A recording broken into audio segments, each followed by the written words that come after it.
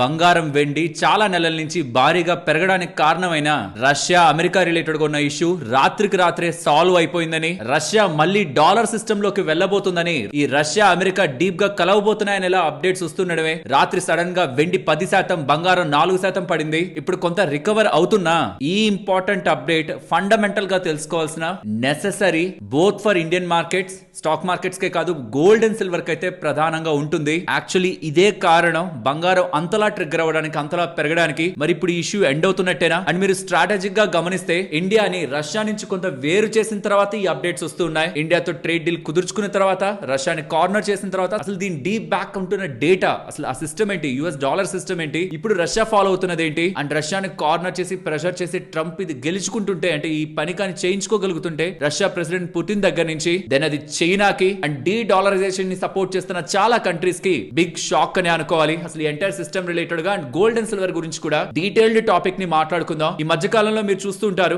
ఒకసారి ఏమో gold positive data, ఇంకొకసారి ఏమో నెగిటివ్ డేటా. రోజు రోజుకి డేటా ఎలా మారుతుంది, దీన్ని మీకు నేను సింప్లిఫై చేసి చెప్తాను. సో దట్ ఈవెన్ నా వీడియో మీకు వచ్చినా రాకపోతున్నా బంగారం రిలేటెడ్ గా మీకు ఒక క్లారిటీ మీకు వస్తుంది. అండ్ ఐటీ స్టాక్స్ భారీగా పడ్డాయి గత కొద్ది రోజుల నుంచే. ఈ ఫిబ్రవరి స్టార్టింగ్ వీక్ నుంచి మీరు చూస్తే 15% దగ్గరగా ఇండెక్స్ లెవెల్లో ఐటీ స్టాక్స్ పడ్డాయి. ఈ పాయింట్ లో ఒకవేళ ఐటీ స్టాక్స్ లో ఎవరైనా పెట్టుబడి పెట్టాలనుకుంటే ఏ స్టాక్స్ ని మీరు స్టడీ చేయొచ్చు, మీరు దాని రిలేటెడ్ గా ఎఫర్ట్స్ పెట్టొచ్చు అన్నది. కొన్ని బిజినెస్ గురించి మనం మాట్లాడుకుంటూ అసలు ఈ IT stocks and jobs related గా ఉన్న పానిక్, మార్కెట్ లో ఉంటున్న పానిక్ జస్టిఫైడ్ అయినా కాదా, మార్కెట్ రిలేటెడ్ గా ఇవాళ వచ్చిన ఫాల్, గ్లోబల్ మార్కెట్స్ రిలేటెడ్ గా ఉంటున్న అన్సర్టనిటీని మాట్లాడుకుంటూ, మార్కెట్ ఫాల్ ఒక రీజన్స్ ని డిస్కస్ చేసుకుంటూ, మార్కెట్ రిలేటెడ్ గా ఉన్న further data and coming days లో రాబోతున్న ఈవెంట్స్ గురించి మాట్లాడుకుంటూ ఇవాళ మన మార్కెట్ అనాలిసిస్ ని ఎండ్ చేద్దాం. Hello friends, welcome to day trader Telugu.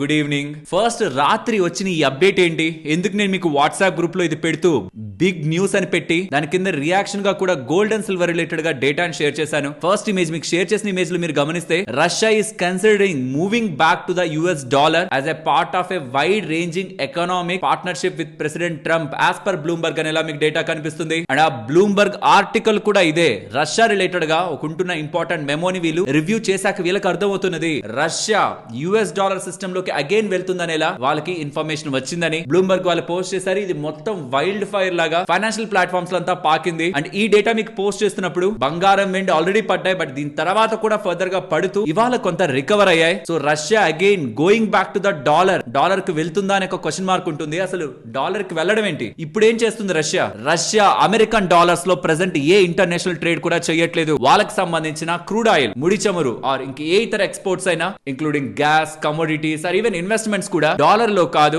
వాళ్ళ కరెన్సీ రూబీలో చేస్తున్నారు. అండ్ వాళ్ళు కొన్ని కంట్రీస్ తో స్పెషల్ టైఅప్స్ పెట్టుకున్నారు. లైక్ ఇండియాలో ఇండియా కరెన్సీ రూపీ ఉంటుందా, దానికి రూబుల్ కి బైలేటరల్ కరెన్సీ డీల్ ఉంది. అలాగే చైనాకు సంబంధించిన యువాన్ కి అండ్ రష్యాకు సంబంధించిన కరెన్సీ రూబుల్ కి కూడా బైలేటరల్ కరెన్సీ డీల్ ఉంది. ఇలా మనకి యుఎస్ డాలర్స్ వద్దు, మీరు ఒక కంట్రీ నేను ఒక కంట్రీ, ఇద్దరం టైఅప్ అవుదాం, మీరు నా కరెన్సీని యాక్సెప్ట్ చేయండి, నేను మీ కరెన్సీని యాక్సెప్ట్ చేస్తాను, మీరు నాకు అమ్ముతున్నప్పుడు నేను మా కరెన్సీలోనే పేమెంట్ చేస్తాను, అదే డబ్బుల్ని మీరు మా దగ్గర నుంచి ఏదైనా కొనాలనుకుంటుంటే దాన్నే పెట్టి కొనుక్కోండి, ఇద్దరం కరెన్సీని ఎక్స్చేంజ్ చేసుకుందాం, మనకెందుకు యుఎస్ డాలర్ నుంచి పక్కకొద్దాం అని రష్యా చాలా టైం బ్యాక్ నుంచి ఉంది. కానీ 2022లో రష్యా ఒక అసెట్స్ ఎప్పుడైతే యుఎస్ఏ వాళ్ళు ఫ్రీజ్ చేశారో SWIFT సిస్టమ్ నుంచి కూడా, స్విఫ్ట్ సిస్టమ్ నుంచి కూడా పక్కకు వచ్చారు. వీళ్ళకంటూ ఒక ఓన్ సిస్టమ్ ని, SPFS సిస్టమ్ ని కూడా ఫామ్ చేశారు. ఈ షిఫ్ట్ అంటే ఏంటి, మీరు నాకు, నేను మీకు వాట్సాప్ మెసేజ్లు పంపించుకుంటామా, అలా బ్యాంకుకి మధ్యలో ఉంటున్న ఓ నెట్వర్క్ లా అనమాట, మెసేజింగ్ నెట్వర్క్ లా అనుకోండి. సో దట్ ఇంత పేమెంట్ పంపించాలి, ఇంత పేమెంట్ డెబిట్ చేయాలి, ఇంత పేమెంట్ క్రెడిట్ చేయాలి, ఇలా వీళ్ళు కమ్యూనికేట్ చేసుకోవడానికి కొంత నెట్వర్క్ అమెరికా కంట్రోల్ లో ఉండేది. దాని నుంచి కూడా పక్కకు వచ్చేసారు.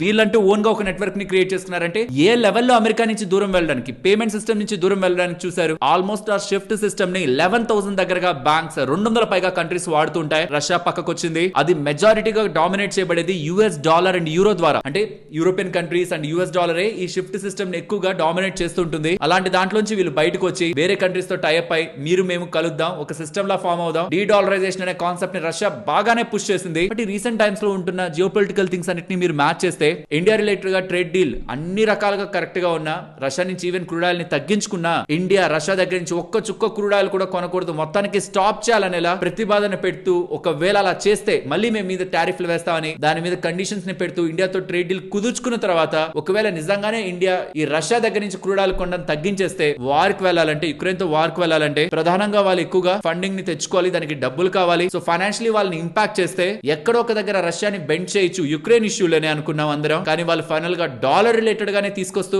యుక్రెయిన్ విషయంలో నేను తగ్గను కాంటే డాలర్ విషయంలో తగ్గుతాను, మీకు ఓకేనా అని ఒక ప్రతిపాదన ప్రాబబులీ రష్యా ప్రెసిడెంట్ పుతిన్ దగ్గర నుంచి వెళ్తుందని ఒక క్వశ్చన్ మార్క్స్ అయితే వస్తున్నాయి. ఫైనలీ పెయిన్ అయితే క్రియేట్ చేశారు రష్యా రిలేటెడ్ గా, ఇది నిజమైతే. సో దట్ నేను యుక్రెయిన్ ఇష్యూలో నేను తగ్గను కానీ డాలర్ విషయంలో తగ్గుతాను, మళ్ళీ కావాలంటే మీ సిస్టమ్ లోకే నడుద్దాం, డాలర్ సిస్టమ్స్ లోనే నడుద్దాం, మా కరెన్సీ ఇంకొక కరెన్సీ అదే వద్దు, నేను డాలర్స్ లోనే ట్రేడ్ చేస్తాం, ఈ షిఫ్ట్ సిస్టమ్ లో కూడా వస్తాం, కానీ యుక్రెయిన్ రిలేటెడ్ గా మాకు ఒక ఫ్రీ హ్యాండ్ కావాలనేలా ఏమైనా ప్రతిపాదన ట్రంప్ కు పెడితే ప్రాబబులీ ఇది ఖచ్చితంగా ట్రంప్ యాక్సెప్ట్ చేస్తాడు. ఎందుకంటే ఇది కంప్లీట్లీ అమెరికాకి పాజిటివ్. ఎందుకంటే మళ్ళీ యూఎస్ డాలర్స్ ని రష్యా యాక్సెప్ట్ చేసి ఇంటర్నేషనల్ ట్రేడ్ చేయడం స్టార్ట్ చేసింది అనుకోండి, రష్యాని బేస్ చేసుకుని ఇతర కంట్రీస్ ఎవరైతే రష్యాకి సపోర్టెడ్ గా డీడాలరైజేషన్ కాన్సెప్ట్ అనుకున్నారో వాళ్ళు కూల్ అయిపోతారు. రష్యానే బెండ్ చేయాలనుకుందంటే మనల్ని కూడా బెండ్ చేస్తారని ఒక భయం, తెలియని ఒక ఫియర్ ఇతర కంట్రీస్ కూడా ఫామ్ అవుతుంది. కాబట్టి ఇది నిజం అయితే మాత్రం దెన్ ఇప్పటి వరకు యుఎస్ డాలర్ రిలేటెడ్ గా ఏదైతే వీక్నెస్ ఉంటుంది, యుఎస్ డాలర్ ఇంకా ఆల్మోస్ట్ ఇంకా నథింగ్ కి వెళ్ళిపోతుంది, ప్రెషర్ ఉంటుంది, వాళ్ళ అప్పులు అలా ఉన్నాయి, యుఎస్ డాలర్ ఇంపాక్ట్ అవుతుందనే ఒక నెరేటివ్ ఏదైతే నడిచిందో, వాళ్ళ అప్పులు ఎంతైనా ఉండనివ్వండి, ప్రపంచ కంట్రీస్ అన్ని అదే వాడుతూ ఉంటే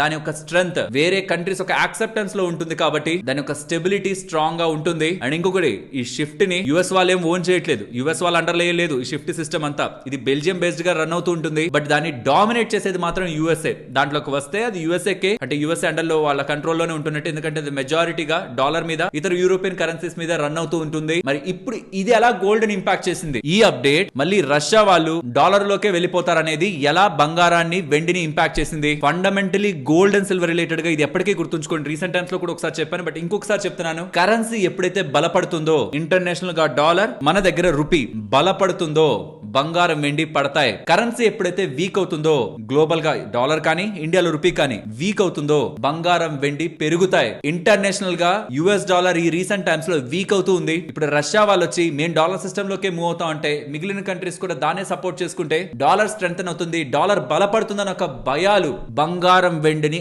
అమాంతం షాక్ కి గురి చేశాయి. మరి 2 రోజుల క్రితమే కదా బంగారం రిలేటెడ్ గా గుడ్ న్యూస్ వచ్చిందని చెప్పారు. అంటే ఇది జస్ట్ ఇలా మైండ్ లో ఉంచుకోండి, బంగారం వెండికి గుడ్ న్యూస్ అంటే అది మన ఎవ్వరికి కూడా గుడ్ న్యూస్ కాదు. అంటే మనమన్నా అమెరికా మార్కెట్లన్నా వాళ్ళకి గుడ్ న్యూస్ కాదు. 2022 పాయింట్ ఆఫ్ టైమ్ లో రష్యాని యుఎస్ వాళ్ళు బ్లాక్ చేశారు ఫైనాన్షియల్ గా అనడం మనకి మంచి విషయం వినడానికి యాక్చువల్లీ కాదు. అప్పుడే బంగారం వెండి పెరుగుతాయి. 2 రోజుల క్రితమే వచ్చింది, యుఎస్ వాళ్ళు ఇరాన్ మీద అటాక్ చేయబోతున్నారు, ఇంకొక ఎయిర్ క్రాఫ్ట్ క్యారియర్ ని పంపిస్తున్నారు, మీరు కానీ డీల్ ని కుదుర్చుకోకపోతే, న్యూక్లియర్ డీల్ కుదుర్చుకోకపోతే మాతో రాత్రికి రాత్రే గతంలో అటాక్ చేసినట్టు, జూన్ 2025 అటాక్ చేసినట్టు మేము ఇంకొకసారి అటాక్ చేస్తామని ఇలా స్టేట్మెంట్ చేశారు. ఇది మంచి విషయమా? కాదు. బంగారం వెండికి అది మంచి విషయం. అండ్ రీటైల్ సేల్స్ డేటా అమెరికాకు సంబంధించినవి వర్స్ట్ గా వచ్చాయి, ఎక్స్పెక్టెడ్ కంటే వర్స్ట్ గా వచ్చాయి. అదేమన్నా మంచి విషయమా? అమెరికా ప్రజలకి సేల్స్ వీక్ గా ఉండడం కాదు, కానీ బంగారం వెండికి అది మంచి విషయం. కాబట్టి సడన్ గా బంగారం వెండి పెరిగింది, అది మనం మాట్లాడుకున్నాం. దాని తర్వాత ఏం జరిగింది?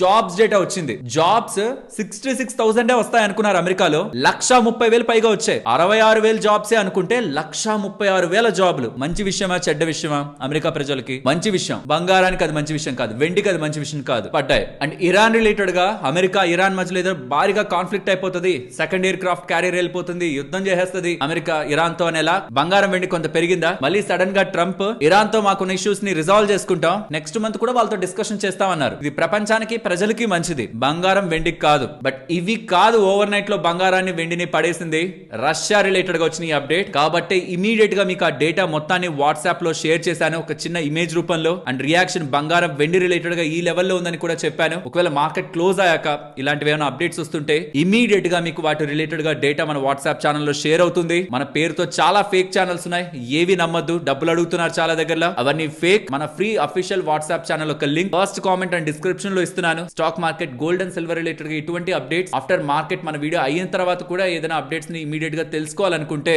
మీకు ఆ ఛానల్ హెల్ప్ అవ్వచ్చు. లింక్ ఫస్ట్ కామెంట్ లోను డిస్క్రిప్షన్ లో కూడా ఫస్ట్ లింక్ గా ఉంటుంది. సో మళ్ళీ రష్యా డాలర్ తో టైఅప్ అయిపోతుంది, మళ్ళీ ఒకటైపోతుందని మార్కెట్ లో వచ్చిన రూమర్స్. అఫీషియల్ గా రష్యా చెప్పలేదు, ఇంకా ఇది అనౌన్స్ చేయలేదు. రష్యా చేస్తే ఇంకొక level of impact gold and silver related గానే ఉంటుంది నెగటివ్ గా. కానీ ఇక్కడ వచ్చే బిగ్ క్వశ్చన్ మార్క్ అంతా ఇది 100% నిజమని ఎలా నమ్మాలి? బ్లూంబర్గ్ వాళ్ళు ఒక రిపోర్ట్ అన్ని చెప్పేస్తారు, మళ్ళీ ఒకవేళ రష్యా వాళ్ళు అలా ఏం లేదని ఒక స్టేట్మెంట్ చేశారనుకోండి, దానికి కూడా ఈ సేమ్ బ్లూంబర్గ్ వాళ్ళే పబ్లిష్ చేస్తారు. ఒకసారి ఉందని వస్తుంది, ఒకసారి లేదని వస్తుంది. ఇది కన్ఫర్మేషన్ ఎవరు చేయాలి? అమెరికా అయినా చేయాలి. ప్రాబబుల్లీ ఈ కేసులో చేయాల్సింది అమెరికా కాదు, Russia.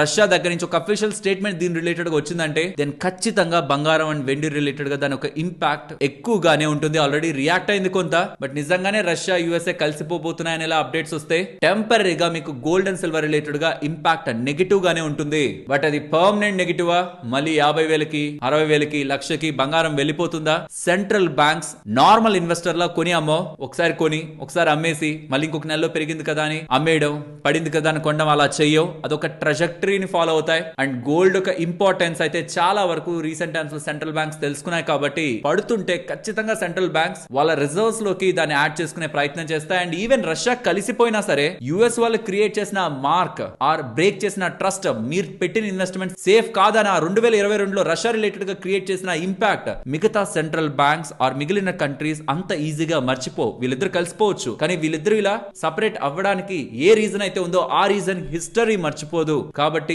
In the worst case Russia ఒకవేళ అనౌన్స్మెంట్ చేస్తే ఎస్ మేము డాలర్ లోకి మూవ్ అయిపోతున్నాం అని, ఏదైనా పానిక్ సెల్లింగ్ గోల్డ్ రిలేటెడ్ గా, నేను ఓన్లీ గోల్డ్ రిలేటెడ్ గా మాట్లాడుతున్నాను, కనిపిస్తే దెన్ పానిక్ అవ్వాల్సిన అవసరం లేదు. ఇది 50%, ఇంకొక 50% అలా ఏం లేదు అని కానీ రష్యా వాళ్ళు స్టేట్మెంట్స్ చేస్తే దెన్ ఏదైతే పడుంటుందో బంగారం అప్పటి వరకు దా మొత్తాన్ని కూడా రికవర్ చేసే ఒక అవకాశం ఆ ఒక్క అప్డేట్ తో బంగారంకి అండ్ ఈవెన్ వెండికి కూడా ఉంటుంది. సో ఇక్కడ ఒక క్లారిటీ లెస్ సిచ్యువేషన్ ని మనం డిస్కస్ చేస్తున్నా. అది నిజమా తెలీదు, రష్యా చెప్పట్లేదు. అది అబద్ధం అని కూడా చెప్పట్లేదు రష్యా. అదొక ప్రపోజల్ యుఎస్ కి పెట్టింది. బికాస్ రష్యాని ఏ రకంగా ట్రిగ్గర్ చేయాలో, ఏ రకంగా పెయిన్ కి గురి చేయాలో అది ట్రంప్ చేస్తూ వచ్చారు. ఇంక్లూడింగ్ ఇండియా రష్యా దగ్గర నుంచి క్రూడ్ ఆయిల్ కొనడానికి తగ్గించుకోగలగడం అచీవ్మెంట్ అనే చెప్పాలి ట్రంప్ రిలేటెడ్ గా. ఇఫ్ ఇన్ కేస్ ఇదే నిజం అవుతుంటే మాత్రం చైనా రిలేటెడ్ గా ఒక బిగ్ షాక్. కాబట్టి గోల్డ్ అండ్ సిల్వర్ రిలేటెడ్ గా అప్డేట్స్ చూస్తున్న వాళ్ళందరికీ ఓవర్ నైట్ లో చాలా థింగ్స్ టర్న్ అయిపోతున్నాయి. సో ఇది నెక్స్ట్ 1-2 వీక్స్ పాటు కూడా ఉంటుందని గుర్తుంచుకోండి. వోలటైల్ గా ఉంటుంది, ఒక కంక్లూజన్ అంటూ రావట్లేదు. ఎస్ ఇది ఒక నెగిటివ్, లేదు ఇది ఒక పాజిటివ్, నెక్స్ట్ ఇలా ఉంటుంది అని చెప్పడానికి ఒక కంక్లూజన్ తో ఎటువంటి డేటా మనకు ఉండట్లేదు. ఫండమెంటల్ గా మిగిలిపోతున్న ఒకే ఒక్క రీజన్, సెంట్రల్ బ్యాంక్స్ బంగారాన్ని కొంటాయి. అది బంగారం ప్రైస్ ని సపోర్ట్ చేస్తుంది. ఇది ఒకటే main supporting element gold related గా. సిల్వర్ రిలేటెడ్ అయితే ఇండస్ట్రియల్ డిమాండ్, అది ఎలా ఉంటుందో కమింగ్ టైమ్స్ లో వచ్చే డేటా పాయింట్స్ ని బట్టి దాని ఒక రియాక్షన్ ఉంటుంది. బట్ ఇక్కడ central banks, but Russia dollar system లోకి మిక్స్ అయిపోతుందని వస్తే మాత్రం డాలర్ ఇండెక్స్ బాగా స్ట్రెంత్ అనే గోల్డ్ అండ్ సిల్వర్ రిలేటెడ్ గా టెంపరీ సెల్ ఆఫ్ ని మనం చూస్తామన్నది మెంటలీ ప్రిపేర్ అయి ఉండాలి. నెక్స్ట్ ఐటీ స్టాక్స్ గురించి మాట్లాడుకోవాలి ఫ్రెండ్స్. గ్లోబల్ గా జరుగుతున్న ఏఐ రిలేటెడ్ గా ఈవెంట్స్, న్యూ టూల్స్ కానీ, న్యూ ప్రొడక్ట్స్ కానీ, న్యూ ప్లగిన్స్ కానీ రిలీజ్ చేస్తూ ఉండడం అండ్ కమింగ్ టైమ్స్ లో బిజినెస్ ఇంపాక్ట్ అవుతాయని మార్కెట్ లో ఉంటున్న ఫియర్, ఇవన్నీ కూడా లాస్ట్ 3-4 డేస్ నుంచి మీకు డీటెయిల్డ్ గా ఎక్స్ప్లెయిన్ చేస్తున్నాను. ఈవెన్ నిన్నటి వీడియోలో కూడా ఐటీ స్టాక్స్ రిలేటెడ్ గా ఉంటున్న అన్సర్టనిటీ గురించి మనం మాట్లాడుకున్నాం. మార్కెట్ లో ఫియర్ అంతా ఒకటే. ఒక ఏఐ టూల్ వచ్చి ఒక బిగినర్ లెవెల్ లో ఉంటున్న ఇంజనీర్ ఏ వర్క్లు చేస్తున్నాడో దాన్ని రీప్లేస్ చేస్తే అక్కడ వరకు ఐటీ కంపెనీస్ దాన్ని మేనేజ్ చేయగలవు, వాళ్ళ బిజినెస్ అలానే ఉంటాయని ఎలా ఉండేది మార్కెట్ లో థీమ్ అంతా కూడా. బట్ వీళ్ళు ఇప్పుడు కొత్త ప్లగిన్స్ ని ఏ కంపెనీలు అయితే ఐటీ కంపెనీలకు బిజినెస్ ఇస్తున్నారో వాళ్ళకే ఇచ్చేసి మీరే మీ ఓన్ గా ఏఐ తో మీరు ఐటీ కంపెనీలు జోలుకు కూడా వెళ్లకుండా మీరు పాటికి మీరు ఐటీ సర్వీసెస్ ని తీసుకోవచ్చు అని ప్లగిన్స్ ద్వారా కొత్త ఏఐ డెవలప్మెంట్స్ తో ఎక్కడ ఐటీ కంపెనీస్ కుంటున్న బిజినెస్ లు తగ్గిపోతాయి ఆర్ ఈవెన్ మార్జిన్స్ తగ్గిపోతాయని, ఆర్ అట్లీస్ట్ గ్రోత్ ఇప్పటి వరకు ఉన్నట్లు గ్రోత్ ఉండకపోతే ఇప్పటి వరకు ఉంటున్న వాల్యుయేషన్ పి మల్టిపుల్స్ జస్టిఫై కాకపోయినా ఏఐ స్టాక్స్ లో మనం పెడుతున్న ఇన్వెస్ట్మెంట్ రిస్క్ లోకి వెళ్తుంది కదా అని మార్కెట్ లో ఉంటున్న ఫియర్. ఏఐ స్టాక్స్ కారణంగా ఐటీ స్టాక్స్ లో సెల్ ఆఫ్ కి ప్రధానమైన కారణం. ఇది రీసెంట్ టైమ్స్ లో కూడా మాట్లాడుకుంటున్నాం. కానీ క్వశ్చన్ అంతా ఇది నిజంగా అలా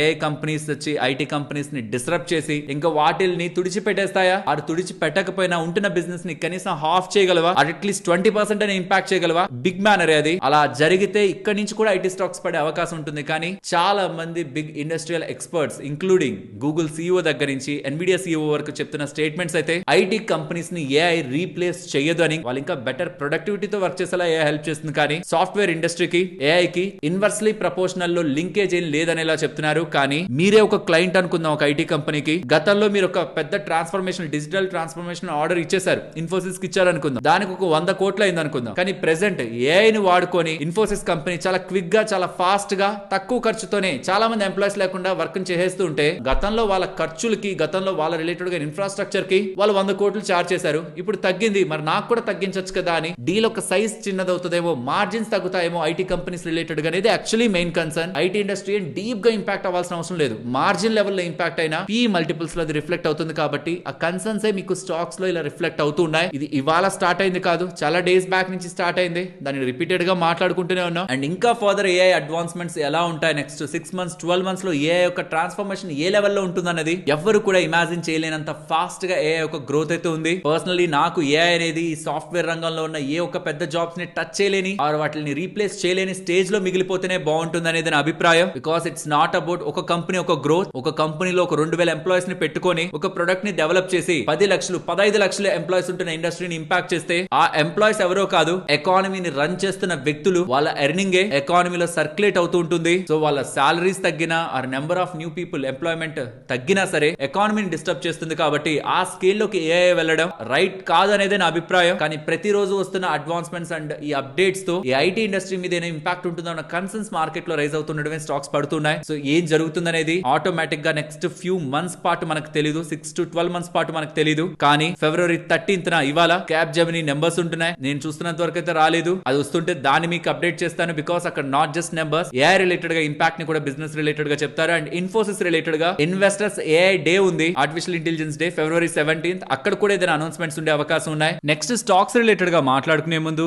ఏఐ సాఫ్ట్వేర్ ని రీప్లేస్ చేస్తుందా? చాలా ఇన్స్టిట్యూషన్స్ రిపోర్ట్స్ ని పబ్లిష్ చేస్తున్నాయి. HSBC వాళ్ళు, జేపీ మోర్గన్ వాళ్ళు, మోర్గన్ స్టాన్లే వాళ్ళు, ఇలా మల్టిపుల్ ఇన్వెస్ట్మెంట్ బ్యాంక్స్ అన్ని కూడా రిపోర్ట్స్ ని పెడుతున్నాయి. ఇక్కడ మీరు గమనిస్తే HSBC వాళ్ళు ఏం చెప్తున్నారు, సాఫ్ట్వేర్ కంపెనీలని ఏఐ వచ్చి రీప్లేస్ చేయడం కాదు, ఏఐనే సాఫ్ట్వేర్ కంపెనీలని వాడుకొని, అంటే ఏఐ సహాయంతోనే సాఫ్ట్వేర్ కంపెనీలు ఇంకా మంచిగానే గ్రో అవుతాయని, and AI versus software debate అనేది ఇల్లాజికల్ అని HSBC వాళ్ళు కొట్టి పారేస్తున్నారు. ఇక్కడ చూడండి, ఏఐ కారణంగా సాఫ్ట్వేర్ ఇండస్ట్రీ ఇంపాక్ట్ అయిపోవడం కాదు, ఏఐ ని వాడుకొని సాఫ్ట్వేర్ ఇండస్ట్రీ ఇంకా బాగా గ్రో అవుతుందని, థ్రైవ్ అవుతుందని ఇలా స్టేట్మెంట్స్ పాజిటివ్ గా వీళ్ళ దగ్గర నుంచి కనిపిస్తున్నాయి. వీలే కాదు, జేపీ మోర్గన్ వాళ్ళు కూడా సిమిలర్ డిబేట్ నే చేశారు. ఇవాళ పబ్లిష్ చేసిన రిపోర్ట్ ఇది, 13th February పబ్లిష్ చేసిన రిపోర్ట్. ఇందులో కూడా వీళ్ళు ఐటీ ఇండస్ట్రీ ఏఐ నుంచి సర్వైవ్ అవుతుంది, స్ట్రాంగ్ గా గ్రో అవుతుందనే స్టేట్మెంట్స్ ఉన్నాయి. సో కాబట్టి ఐటీ ఇండస్ట్రీ రిలేటెడ్ గా కన్సర్న్స్ ఎవరెవరికైతే ఉన్నాయో, గ్లోబల్ గా ఉన్న బిగ్ ఇన్వెస్ట్మెంట్ బ్యాంక్స్ చేస్తున్న స్టేట్మెంట్స్ అయితే కొన్ని సెక్టార్లలో ఎస్ ఇంపాక్ట్ ఉంటుంది, ఐటీ స్పేస్ లో కొన్ని దగ్గర ఇంపాక్ట్ ఉంటుంది. బట్ ఏఐ ని వాడుకొని ఐటీ ఇండస్ట్రీస్ గ్రో అవుతాయని, ఇంకా స్ట్రాంగ్ గా ఎవాల్వ్ అవుతాయని అయితే వాళ్ళు అనుకుంటున్నారు. ఈ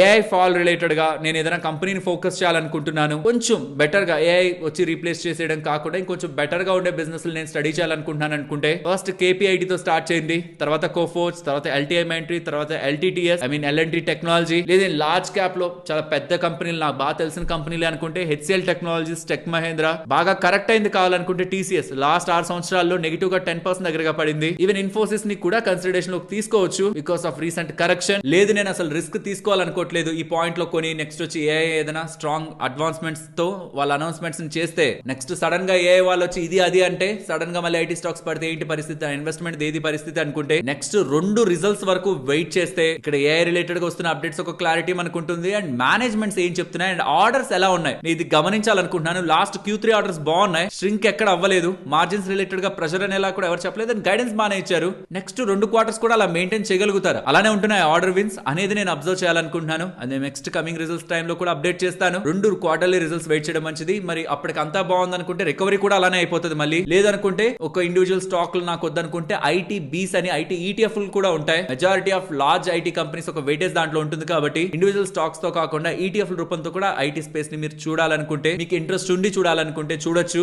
US CPI ఇన్ఫ్లేషన్ డేటా రావాల్సింది ఇవాళ, ఇంకొక 1 hour లో వస్తుంది. అది కూడా చాలా ఇంపార్టెంట్ గానే గోల్డ్ సిల్వర్ ని ఇంపాక్ట్ చేస్తుంది. అది ఎలా ఉంటుందనే దాన్ని బట్టి దాని ఒక ఇంపాక్ట్, అంటే ఇన్ఫ్లేషన్ డేటా, ఇన్ఫ్లేషన్ బాగా ఎక్కువగా వచ్చింది అనుకోండి, అది బంగారం వెండికి మంచిది కాదు. ఇన్ఫ్లేషన్ అనుకున్న దానికంటే బాగా తక్కువ వచ్చింది అనుకోండి, దాంతో ఫెడ్ వాళ్ళు వడ్డీ రేట్లు కట్ చేస్తారులే అని మార్కెట్ అనుకుంటూ రేట్ కట్ చేస్తే బంగారం వెండి పెరుగుతుంది. కాబట్టి అది మార్కెట్స్ పాజిటివ్ గా తీసుకుంటే, సో ఇన్ఫ్లేషన్ అనుకున్న దానికంటే తక్కువ రావాలి, అప్పుడే మనకి దాని యొక్క ఇంపాక్ట్ పాజిటివ్ ఉంటుంది. లేదా అనుకున్న దానికంటే ఎక్కువగా వచ్చిందంటే గోల్డ్ అండ్ సిల్వర్ కూడా నెగిటివ్ గానే రియాక్ట్ అవుతాయి. ఎక్స్పెక్టేషన్ అయితే మంత్ ఆన్ మంత్ లో 0.3% పెరుగుతుంది, ఇయర్ ఆన్ ఇయర్ లో 2.5% పెరుగుతుందని. అండ్ మార్కెట్ పడడానికి ఒక 5 రీజన్స్ అంటూ టైమ్స్ ఆఫ్ ఇండియా వాళ్ళ ఒక ఆర్టికల్ మీకు కనిపిస్తుంది. దాంట్లో రీజన్స్ చూస్తే ఐటీ స్టాక్స్ ఒక క్రాష్, అండ్ గ్లోబల్ మార్కెట్స్ కూడా వీక్ అవుతుండడం, డాలర్ స్ట్రెంథెన్ అవడం, అండ్ జియోపొలిటికల్ టెన్షన్స్ కూడా మిడిల్ ఈస్ట్ రిలేటెడ్ గానే రీజన్స్ తో కూడా మీకు ఇలా 5 రీజన్స్ ఉంటాయి. బట్ ప్రధానంగా ఇక్కడ ఇంపాక్ట్ అవుతున్నదల్లా జాబ్స్ డేటా బాగా వచ్చేసరికి రేట్ కట్ రిలేటెడ్ గా ఎక్స్పెక్టేషన్స్ మారుతూ ఉండడం, రేట్ కట్ ఉండదేమో అని మార్కెట్ లో ఉంటున్న concerns. Next multiple times rate cut market expect చేస్తే ఒకసారి ఒకటో లేకపోతే మహా అయితే 2 రేట్ కట్లు ఉంటాయేమో అని మార్కెట్ లో రీసెంట్ జాబ్స్ డేటా కొంత ఫియర్ ని ఆర్ పానిక్ ని లాస్ట్ జాబ్స్ డేటా క్రియేట్ చేస్తుండడం మెయిన్ నెగిటివ్ పాయింట్. అది కాకుండా డాలర్ స్ట్రెంథెన్ అవుతుండడం, మెటల్స్ రిలేటెడ్ గా ఇంపాక్ట్ ని క్రియేట్ చేయడం కూడా మెటల్ ఇండెక్స్ ఫాల్ అయింది. ప్యారలల్ గా ఏఐ కారణంగా ఐటీ స్టాక్స్ రిలేటెడ్ గా ప్రెషర్ కూడా ఓవరాల్ స్టాక్ మార్కెట్ స్పేస్ లో కొంత నెగిటివిటీని ఆర్ సెల్లింగ్ ప్రెషర్ ని క్రియేట్ చేస్తుండడం కూడా రేట్ కట్ ఎక్స్పెక్టేషన్స్ వీక్ అవుతుండడానికి యాడ్ అవుతుండడం కూడా మార్కెట్ ఫాల్ రిలేటెడ్ గా మేజర్ సెల్లింగ్ సెంటిమెంట్ గా మనం చూడొచ్చు. ఫర్దర్ గా మార్కెట్ ని సపోర్ట్ చేయగలిగే ఈవెంట్ ఇవాళ రాబోతున్న US CPI inflation inflation data, అది కూడా ఏదైనా సంచలనంగా డేటా రూపంలో వస్తే వెంటనే వాట్సాప్ ఛానల్ లో షేర్ చేస్తూ దాని ఒక రియాక్షన్ ని కూడా, అంటే మార్కెట్స్ రిలేటెడ్ గా గోల్డ్ అండ్ సిల్వర్ రిలేటెడ్ గా ఎలా ఉంటుందనేది కూడా వాట్సాప్ ఛానల్ లో షేర్ చేస్తాను. వీడియో చేసే టైం లోనే వస్తే అది వీడియోలోనే ఇంక్లూడ్ చేస్తాను, లేదంటే మీకు వాట్సాప్ ఛానల్ లో షేర్ చేస్తాను. అండ్ మన వాట్సాప్ ఛానల్ ఒక లింక్ డిస్క్రిప్షన్ కామెంట్ సెక్షన్ లో ఫస్ట్ లింక్ గా ఉంటుంది. And just US CPI inflation data release అయింది. మార్కెట్ 2.5% అనుకుంటే 2.4% దగ్గరగా వచ్చింది, విచ్ ఇస్ గుడ్. అనుకున్న దానికంటే తక్కువ ఉంది. కోర్ సిపిఐ ఇన్ఫ్లేషన్ డేటా మాత్రం ఎక్స్పెక్టేషన్స్ కి కొంత అబోనే ఉంది, lowest since April 2025. So inflation data బాగుంది కాబట్టి ఫెడ్ వాళ్ళు వడ్డీ రేట్లు కట్ చేస్తారని మార్కెట్ అనుకుంటుంది. కాబట్టి మీరు చూస్తే after inflation data silver related గా సడన్ మీకు స్పైక్ కూడా క్యాండిల్ లో కనిపిస్తుంది. ఈవెన్ ఈ సిమిలర్ డేటా మీకు గోల్డ్ పరంగా కూడా కనిపిస్తుంది. సో ఇన్ఫ్లేషన్ డేటా అనుకున్న దానికంటే కింద ఉండి రేట్ కట్ ఉండొచ్చని మార్కెట్ అనుకుంటే గోల్డ్ అండ్ సిల్వర్ ఇలా మంచిగా రియాక్ట్ అవుతాయి. ఇమీడియట్ రియాక్షన్ అయితే ఇది, బట్ రష్యా రిలేటెడ్ గా ఇన్సిడెంట్ ఉంది అండ్ అదర్ డేటా పాయింట్స్ ఈ ఇమీడియట్ రియాక్షన్ తర్వాత గోల్డ్ అండ్ సిల్వర్ రిలేటెడ్ గా ఫ్యాక్టర్ అవుతాయన్నది కూడా మనం గుర్తుంచుకోవాలి. But as of now inflation data వీటికి పాజిటివ్ గానే ఉంది. ఫ్రెండ్స్, ఇలా మార్కెట్ రిలేటెడ్ ఉంటున్న ఎంటైర్ డేటాని కంబైన్ చేస్తూ ఇలా సింపుల్ గా అర్థమయ్యేలా వీడియోని మీ ముందుకు తీసుకురావడానికి మేము ఎఫర్ట్స్ పెట్టామనుకుంటే మన వీడియోని లైక్ చేస్తూ పెడుతున్న ఎఫర్ట్స్ ని ఎంకరేజ్ చేయండి. నెక్స్ట్, వెనిజులా నుంచి ఆయిల్ ని కొనుక్కోవడానికి యుఎస్ఏ ఒక జనరల్ ఆథరైజేషన్ రిలయన్స్ వాళ్ళకి లభించిందని సోర్సెస్ దగ్గర నుంచి వస్తున్న ఇన్ఫర్మేషన్ అంటూ సిఎన్బిసి వాళ్ళు అప్డేట్ చేస్తున్నారు. యాక్చువల్లీ రష్యా దగ్గర నుంచి ఉంటున్న క్రూడ్ ఆయిల్ కంటే కూడా వెనిజులా క్రూడ్ ఆయిల్ తక్కువగానే ఉంటుంది. Russia crude oil let's say $56 per barrel ఉందనుకోండి, వెనిజులాది $51 పర్ బ్యారెల్ ఉంటుంది. కానీ షిప్పింగ్ కాస్ట్ అనేది దానికి ఎక్కువ, ఆల్మోస్ట్ 50 డేస్ పడుతుంది అక్కడి నుంచి మన దగ్గర రావాలంటే. రష్యాది అయితే 24 to 40 డేస్ లో వస్తుంది. అండ్ రిఫైనింగ్ రిలేటెడ్ గా కూడా వెనిజులా క్రూడ్ ఆయిల్ కొంత టఫ్ ఉంటుంది compared with Russia crude oil. వెనిజులాది హెవీ సోర్ క్రూడ్ ఆయిల్ అనమాట. బట్ రిలయన్స్ కు సంబంధించిన జామ్ నగర్ రిఫైనరీలో ఆ క్రూడ్ ఆయిల్ ని రిఫైనింగ్ చేయడానికి కూడా వాళ్ళ దగ్గర ఫెసిలిటీ ఉంది. సో చాలా టైం బ్యాక్ నుంచి మనం వెనిజులా నుంచి క్రూడ్ ఆయిల్ కొనడానికి తగ్గించేసాం, కానీ ఇప్పుడు పెరిగే అవకాశం ఉంది. సో గతంలో మనం వెనిజులా నుంచి ఎంతెంత క్రూడ్ ఆయిల్ కొనేవాళ్ళం, బట్ అది గ్రాడ్యువల్ గా తగ్గుతూ అలా జీరోకి వెళ్ళింది. అండ్ ఇప్పుడు నెక్స్ట్ యుఎస్ వాళ్ళు వెనిజులా రిలేటెడ్ గా కంట్రోల్ తీసుకున్న తర్వాత మళ్ళీ ఇది పెరిగే సైన్స్ అయితే స్ట్రాంగ్ గా కనిపిస్తున్నాయి. నెక్స్ట్ సిఈఎస్సి వాళ్ళు ఉన్నారా, వాళ్ళకి 1200 megawatt wind power project SECI దగ్గర నుంచి solar energy corporation of India వాళ్ళ దగ్గర నుంచి లభించిందని ఎక్స్చేంజెస్ కి అప్డేట్ చేశారు. ఇది ఆర్పి సంజీవ్ గోయింకా గ్రూప్ కు సంబంధించిన కంపెనీ. జెన్సార్ టెక్ వాళ్ళు ఉన్నారా, వాళ్ళకి 1900 crore విలువ చేసే డీల్ యుఎస్ దగ్గర నుంచి ఒక బ్యాంకింగ్ అండ్ ఫైనాన్షియల్ స్పేస్ లో ఉంటున్న క్లయింట్ వల్ల లభించిందని నేమ్ ఇవ్వట్లేదు, కానీ యుఎస్ కు సంబంధించిన క్లయింట్ అని అయితే చెప్తున్నారు. ఇంట్రెస్టింగ్ అండ్ బిగ్ డీలే, $210 million or 1900 crore deal. And Transrail Lightning వాళ్ళు ఉన్నారా, వాళ్ళకి 2350 crore విలువ చేసే డొమెస్టిక్ ఈపీసీ ఆర్డర్స్ లభించాయని. దీంతో FY26 లో వీళ్ళకి ఇప్పటి వరకు 7980 crores విలువ చేసే ఆర్డర్స్ వీళ్ళ హ్యాండ్స్ లోకి వచ్చినట్టు.